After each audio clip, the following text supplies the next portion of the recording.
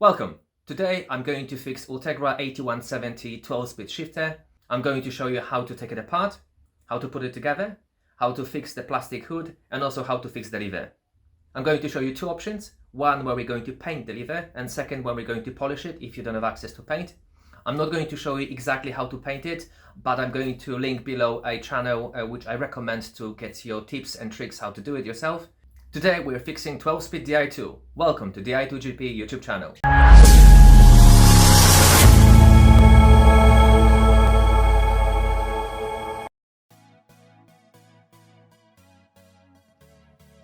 Welcome. In today's video we're going to fix Ultegra 8170, so 12-speed, but the same process applies to a Dura-Ace 9270. As you can see, that was involved in a crash, so I'm going to take completely apart. Then we're going to do two fixes. So one, I'm going to polish one lever to see, obviously, to show you what can be done, and also I'm going to show you how to respray it and apply some graphics. Also, I'm going to be fixing a missing plastic, and yeah, I'm going to take it apart. So also I can show you that if you need to replace these paddles, or if you need to access bladder, you don't have to take the shifter completely apart. So if you have a Vera or Vera, depends obviously how you pronounce it, Hex Plus, they are just, there's enough room to take them apart. So that does work, or you got big chance you can undo it. So then you can access these paddles if they snapped off. And I'm gonna show you later on how to access bladder without taking shifter completely apart. But let's take it apart.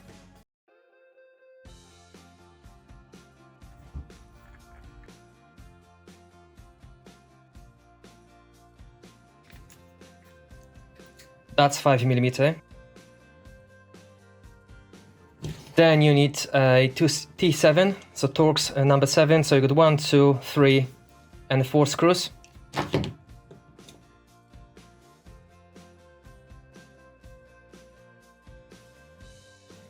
And that will allow you to take the hood off. And then obviously the bladder is inside here. So the next thing we can do is to remove this pin.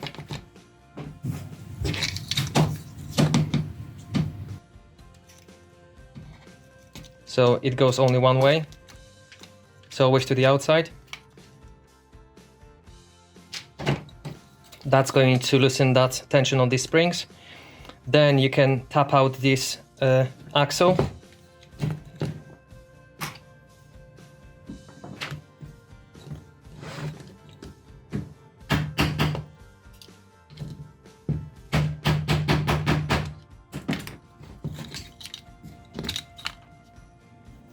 Just like that, and this spring is going to pop out.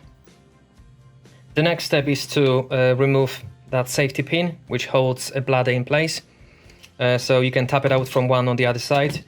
I usually use a 2mm Allen. If you have 1.5 would be even better, but just rest it and just tap it out, and then you can just pull it out slowly. Then obviously remove that, and then obviously without removing the lever, you have access to bladder, so you can inspect it. As you can see, there's nothing wrong with that, but usually what you do is take it off, obviously clean the fluid, and then if you blow it, if it's going to balloon out, it's going to work. There's no holes in it. If there's a escaping from one on the other side, that would mean there's a problem. So this is where easy things end. Now the hard bit is to remove the pin, and usually what I do, I rest it. Depends obviously on the conditions, so I don't really care about that because that's going to be fixed anyway. But if the lever is in good condition, make sure you put some cloth, so to prevent any scratching. To tap it out, I've made myself a little tool. So you can do it at home. If you got lathe, it's gonna be easier. If you don't, you can use a drill and then Dremel to just machine out. So that's a 5mm drill bit, and obviously you got a driver here, so that's going to stay in place. and then it looks drastic, but obviously what you need to do is just to tap it out. So let's see how it goes.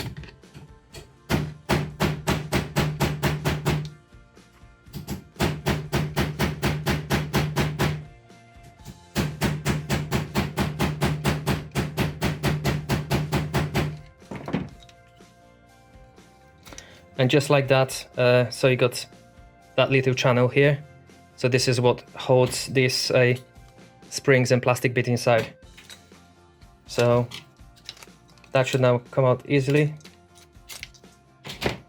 And then you can remove that bit and make sure obviously hold it in place, because that's going to fly off.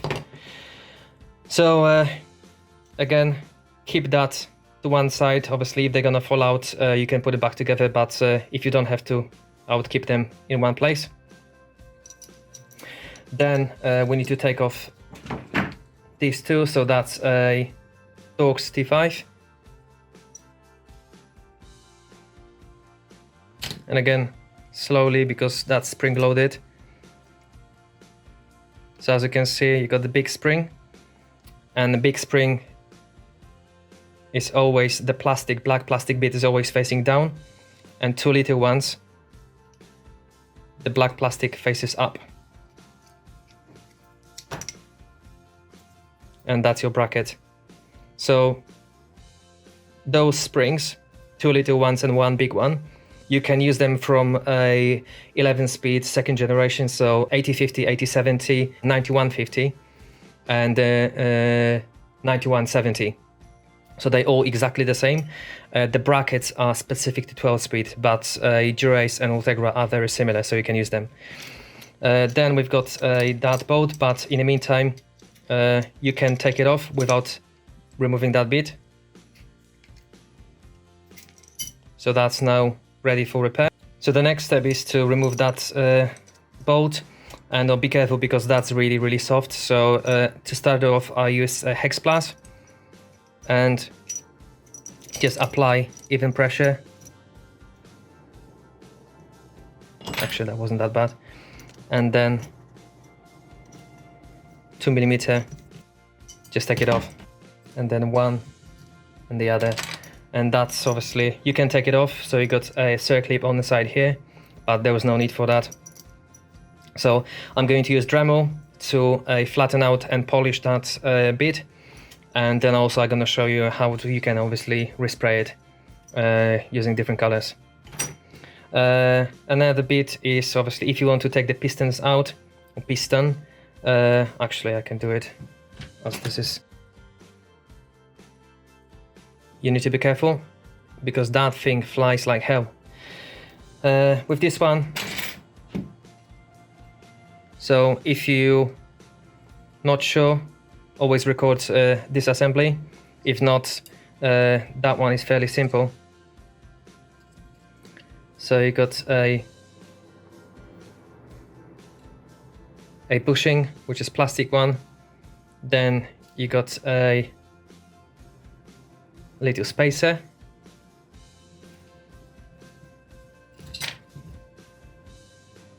which goes like that. And then you got say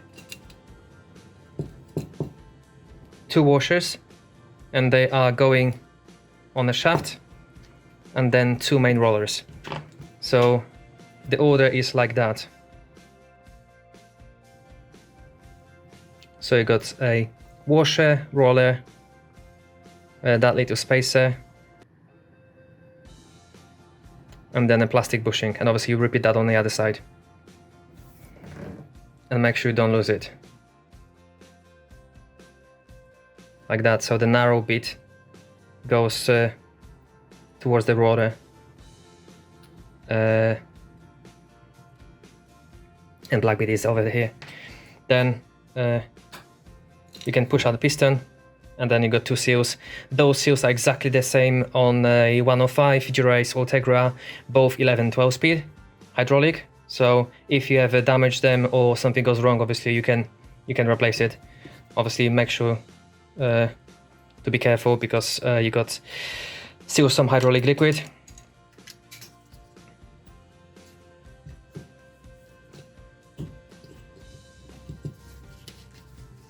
So just like that, and this is your 2mm to adjust free stroke. So if you undo it that completely, obviously that's going to drop the piston all the way down. So you got little spacer, a nut and a bolt. These two, and literally that's bare bones. So you got also inside here there was a seal, but it's very challenging to take it off. I'm just gonna remove the bladder. So that's 2.5mm bleed port cap, and this is where it stops. You got those two bushings. So if you do I have a knife? So if you have excess play in your lever, so if you apply brakes obviously and then you got loads of movement side to side, it's very likely that that bushing is worn. So again, sadly you cannot buy replacement from Shimano. Maybe you can get replacement elsewhere, or you can buy just a broken one and then press it in, because obviously that's just yeah, this is how it works. There's nothing crazy or complex about that. So I'm gonna clean bench, and then we're gonna start by fixing this bit with a bit of abrasion here and there. So that's irrelevant because that's covered by the hood, whereas this one here, so as you can see, there's a bit of a missing. So what I'm going to do, I'm going to melt some plastic.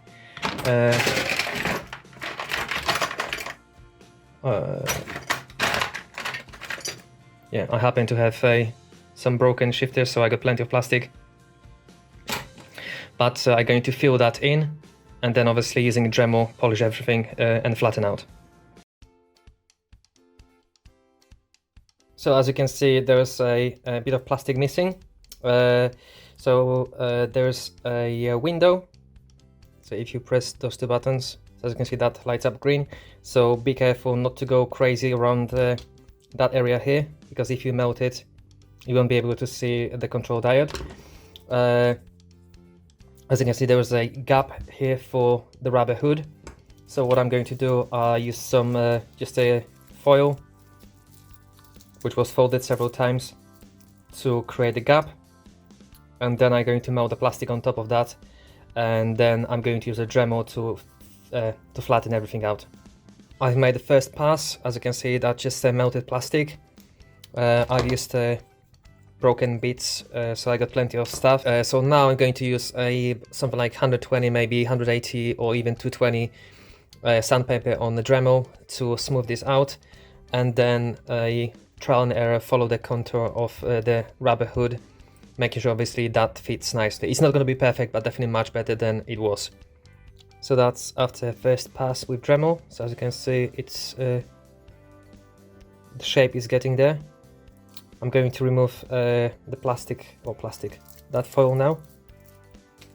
So obviously the purpose of that was to keep the gap for the rubber hood, and now I'm going to try, obviously that needs to fit nicely, so that curvature needs to be replicated,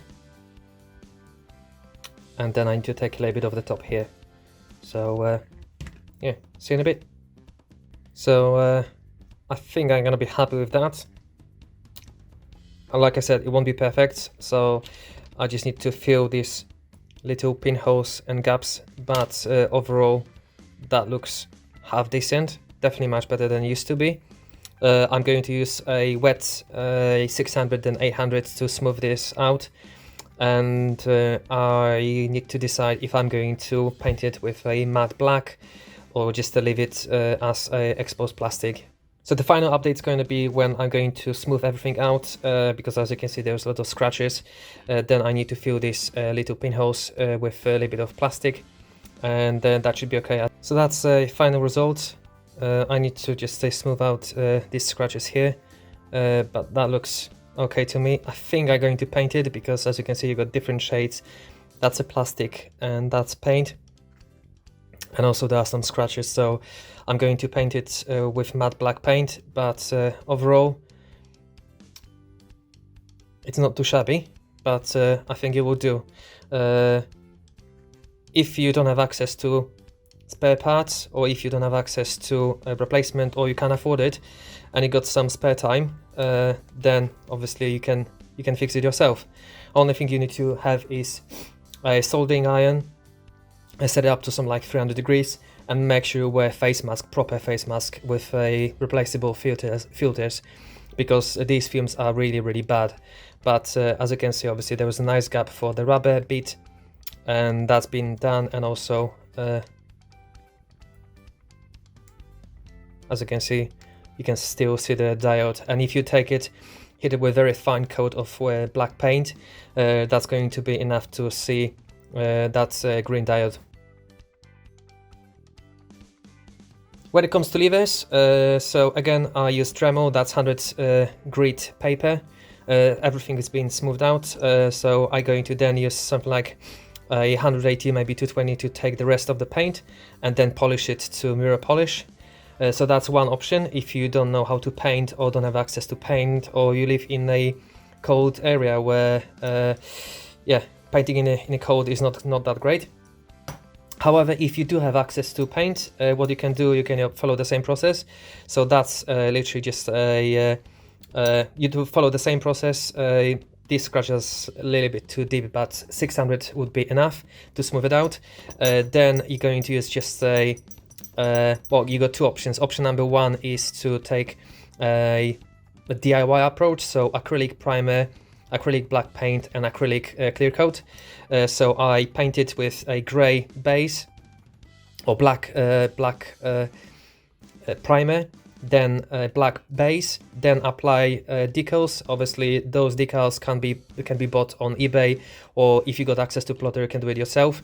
Apply decals on top of the paint, then hit it with 2 or 3 coats of clear coat, then sand everything flat, obviously, so that you cannot feel the letters, and then obviously hit another 2 times with a clear coat.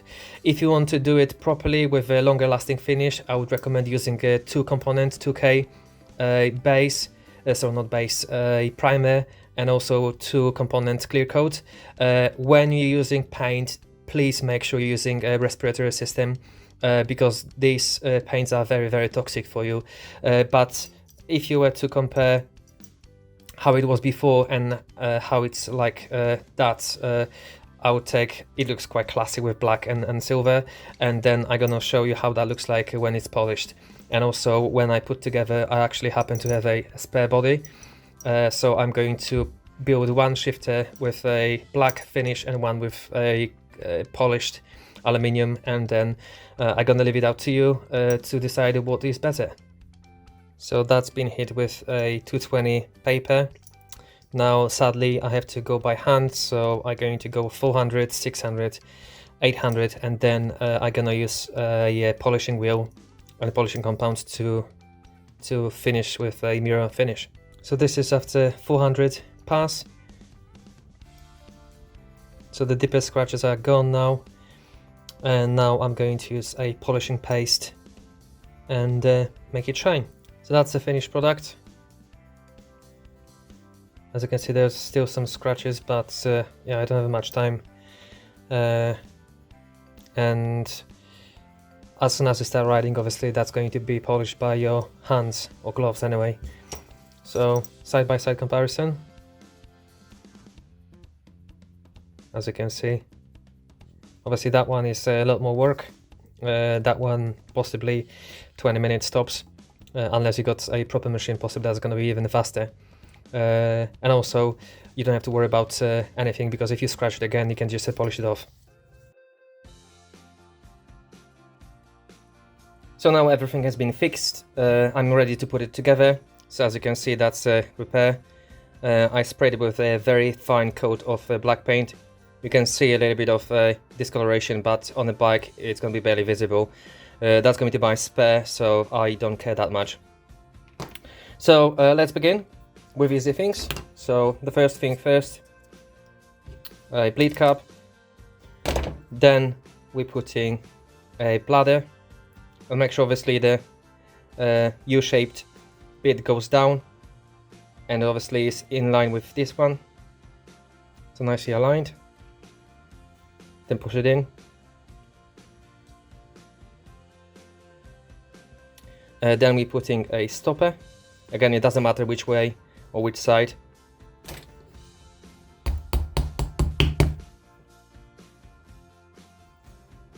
And just make sure obviously it's engaged on both sides. So maybe a little bit more.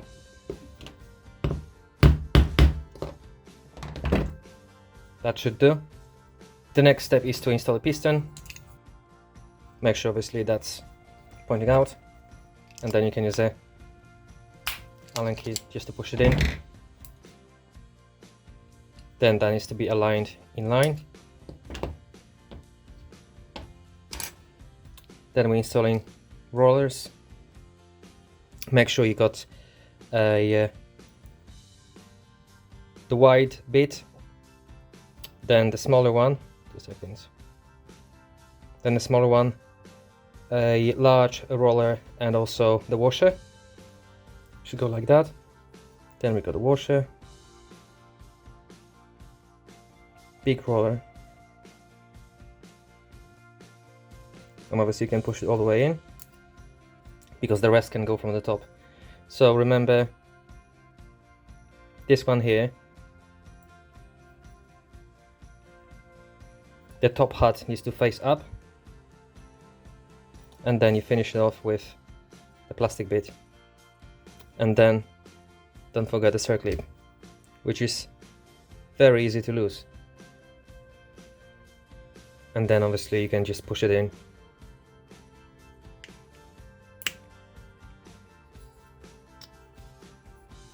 And that's done. The next step is to install free stroke. So the black bit goes first, plastic. Then you got your nut, and then screw goes from underneath, and that's a 2mm. So do it all the way up, and then you can push the piston out.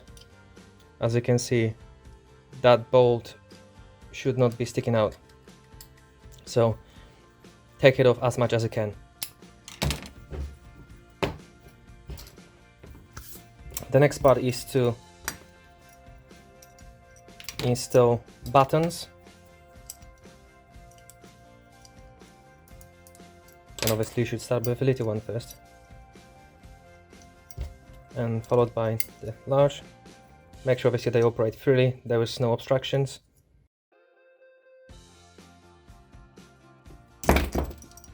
Again, when you do it up, make sure everything works. Put the plastic or rubber cap. Then we're feeding the electronics. So again, buttons facing down. So that just to give enough clearance to push it in. And just leave it like that. So the next step is to install this cam. And as you can see, obviously I didn't take it off, but just for your benefit. So plastic bits. The flat is always facing inside, and those springs, they can go only one way.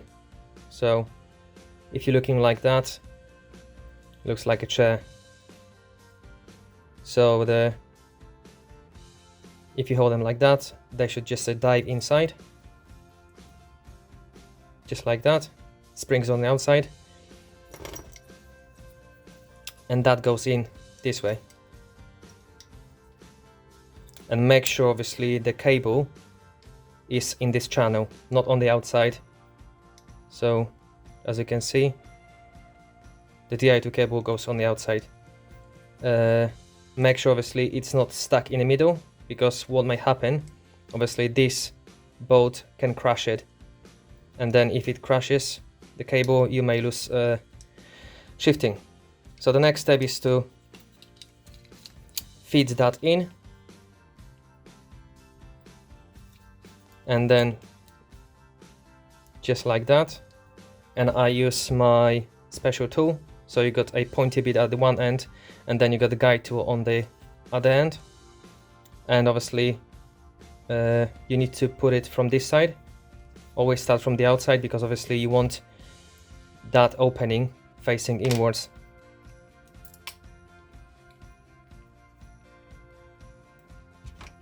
So if these washers are poking out, just push them in.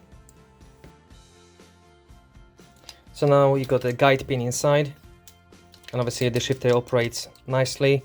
So you got that little pin, that hole, which obviously goes and sticks like that.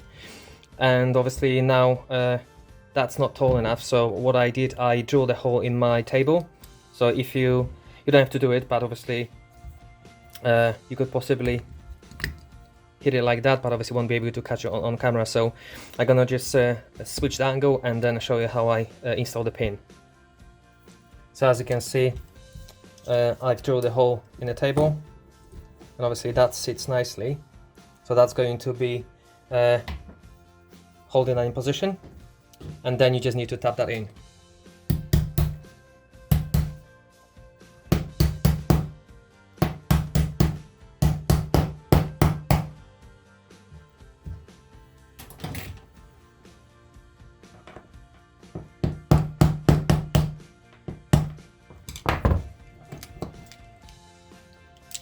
Just like that.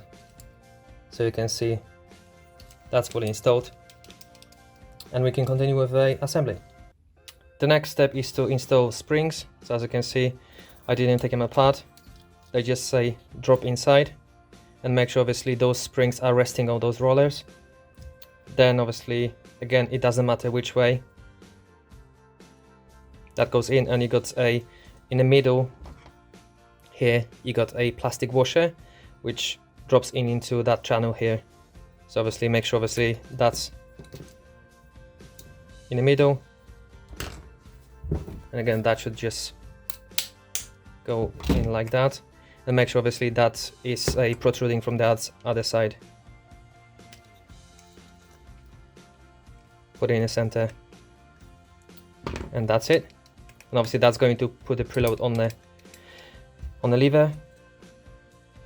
That goes from this side, and again I use L-pick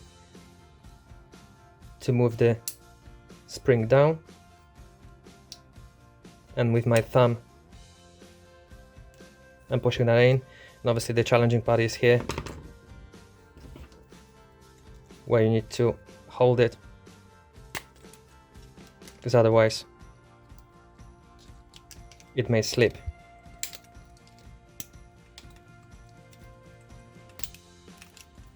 So that's done. So as you can see now, that's fully returning. Now that goes into place, make sure obviously that goes here.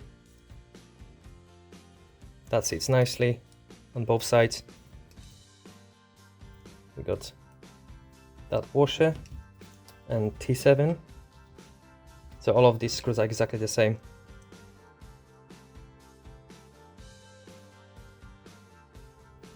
Make sure obviously everything is nicely aligned.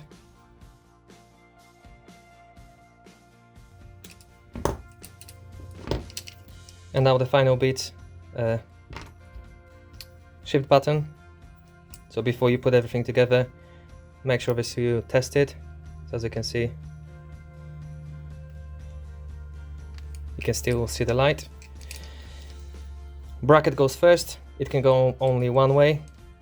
Then we got a little spring, and obviously I already stretched them, but obviously make sure if you take them off, I would definitely try to stretch them just a little bit to prevent any issues. And if you ride a lot in bumpy roads, possibly it might be a good idea to put just a dab of grease, so that's going to prevent from a little rattle from these buttons. Then big spring, a black bit facing down, and I always put the little spring on the top here, so that's fully engaged like that. And then just align it, press it in. Then we got T5.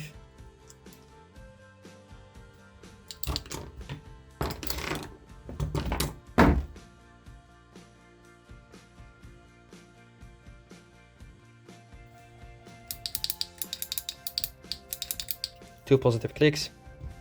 There's plenty of slack in the cable inside. That operates smoothly. So the final part, or final step, is to install the hood. Again, ideally when the shifter is off, because that's the easiest way, and obviously remove a bar clamp. And the used hoods are very easy to put on, because the rubber gets soft over time. So then obviously you need to make sure obviously the locating pins are on the side.